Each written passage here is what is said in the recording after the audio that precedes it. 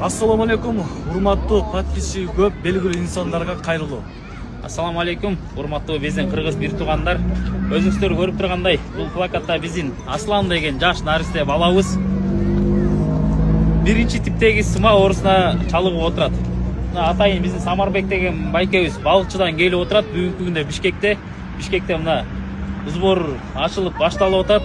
Көптөн бери бул орну биздин интернет тармакта азыр өзүңүздөр көрүп атасыздар. Камза деген да баласы ооруга чалыгып, ал дагы ооруп, Кудайга шүгүр азыр бүт Кыргызстан чогултуп берип кызматын кылып атат. Ошондой эле кыргыз бир туугандар бул Аслан баласы да унутпайлы. Бул дагы ошондой эле оору, ошондой эле диагноз, ошол эле сумма керек болуп аткан учур болуп атат. Бул оору менен биздин Самарбек байкебиз эмес, бүтүндөй кыргыз бир туугандар баардыгыбыз сыналып атабыз бүгүнкү учурдачы. Бул сыноону Аллах Таала баардыгыбызга берди. Ким кандай мамиле кылат, ким кандай кайдыгер карайбы, карабайбы, ким канча которулат, байларга жана ошондой эле жоктордун баарына сыналып аткан учур.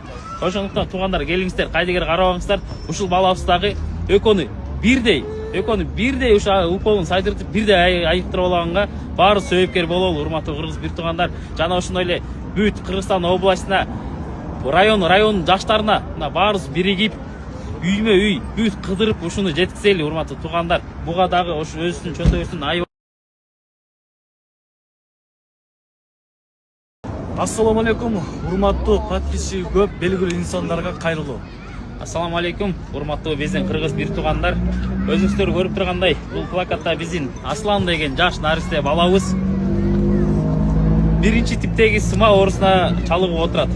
Атайын биздин Самарбек деген байкебиз балыкчыдан келип отурат. Бүгүнкү күндө Бишкекте мына сбор ачылып башталып атат. Көптөн бери бул орну биздин интернет тармакта азыр өзүңүздөр көрүп атасыздар. Камза деген да баласы ооруга чалыгып, ал дагы ооруп, Кудайга шүгүр азыр бүт Кыргызстан чогултуп берип кызматын кылып атат. Ошондой эле кыргыз бир туугандар бул Аслан баласы да унутпайлы. Бул дагы ошондой эле оору, ошондой эле диагноз, ошол эле сумма керек болуп аткан учур болуп атат.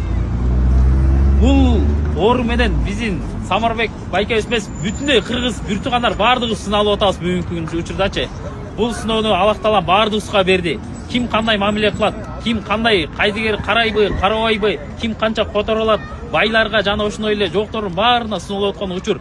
Ошондуктан туугандар келиңиздер, кайдыгер карабаңыздар. Ушул балабыз дагы экөөнү бирдей уколун сайдыртып бирдей айыктырып алганга баары себепкер бололу, урматтуу кыргыз бир туугандар. Жана ошондой эле бүт Кыргызстан областына, район жаштарына мына баарыбыз биригип үймө үй бүт кыдырып ушуну жеткизели.